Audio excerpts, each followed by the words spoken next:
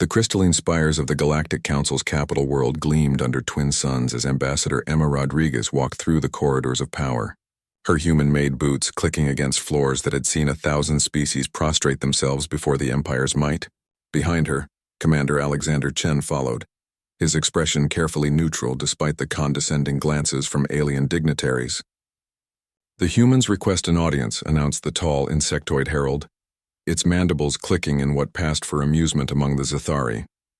"They wish to discuss their protection status." A wave of chittering laughter rippled through the assembly hall. The Galactic Empire, spanning 17,000 star systems, had conquered civilizations with fleets numbering in the millions. Earth's modest collection of chemical rockets and primitive space stations was barely worth cataloging. Emperor Vexthul, a massive reptilian creature whose scales shifted color with his moods, currently displayed deep purple, the hue of contempt. "Humans," he rumbled, his voice carrying across the vast chamber.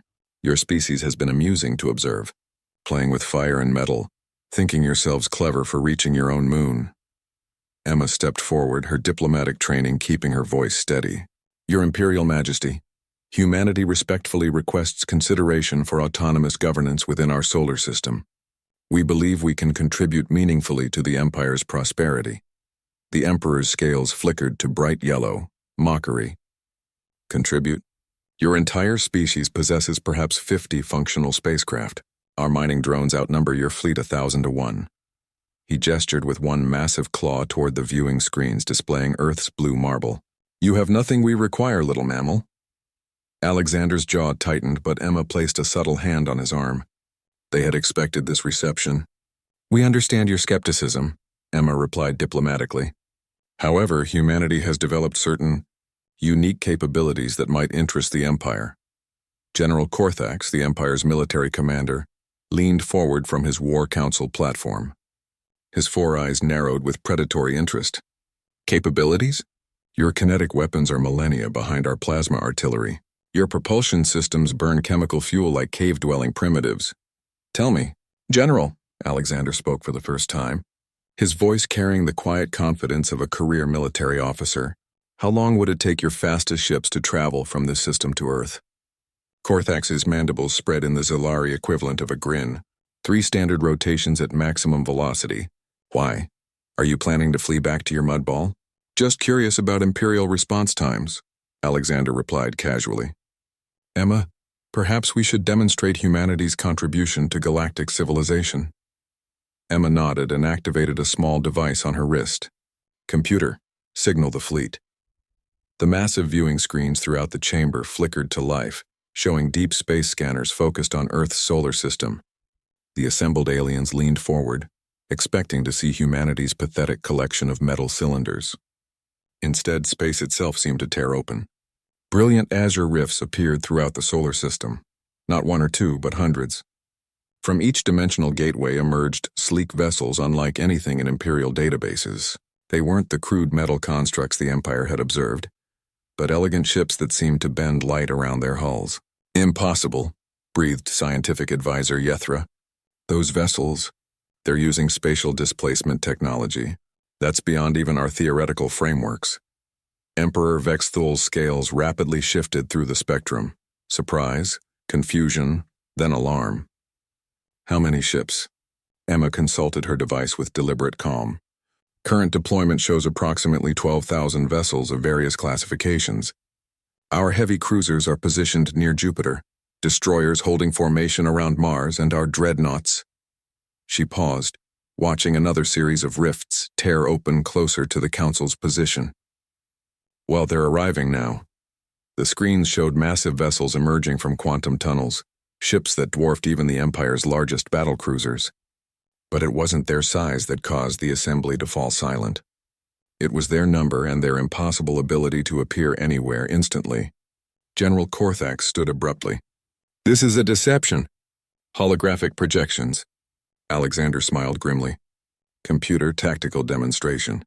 Target that dead moon, coordinates 47.3 by 12.7. On screen, one of the human dreadnoughts simply vanished. A microsecond later it reappeared next to a barren celestial body 3 systems away. Its forward batteries opened fire, Not with crude kinetic rounds or simple energy beams, but with weaponry that seemed to unravel matter at the quantum level. The moon didn't explode. It simply ceased to exist. The dreadnought vanished again, reappearing instantly in its original formation. Quantum tunneling combat doctrine, Emma explained conversationally. Our ships can appear anywhere in known space without warning, strike with precision, and disappear before enemy forces can respond. Travel time is irrelevant when you can step through folded space. Emperor Vexthul's scales had gone completely white. Fear. How did a primitive species develop such technology? Alexander's expression hardened. Primitive? Your empire has grown complacent, conquering species that think in terms of linear advancement. Humans don't follow predictable technological paths. We innovate, we adapt, we find solutions others consider impossible. Emma stepped closer to the Emperor's throne. While your scientists perfected energy weapons, ours were questioning the nature of space itself. While your engineers built faster ships, ours were learning to ignore distance entirely. You call us primitive because we still use fire, but fire burns in any dimension. The assembled aliens sat in stunned silence as the implications became clear. The Empire's entire military doctrine was based on controlling space through superior numbers and firepower. Against an enemy that could appear anywhere, strike without warning, and vanish before retaliation, their advantages meant nothing. Humanity makes the following proposal, Emma announced, her diplomatic mask finally slipping to reveal steely determination. The Terran Federation will maintain sovereign control over our territory. In exchange, we're prepared to offer the Empire a non-aggression pact and limited technology-sharing agreements. Emperor Vexthul's voice had lost its imperious tone. And if we refuse? Alexander's smile was cold as space itself. Then you'll discover what happens when 12,000 ships capable of quantum tunneling decide that your empire threatens human independence. The crystalline spires still gleamed under twin suns, but the balance of power in the galaxy had shifted forever. Humanity had done what they always did when underestimated. They had changed the rules of the game entirely. The Empire had laughed at Earth's primitive rockets. They weren't laughing anymore.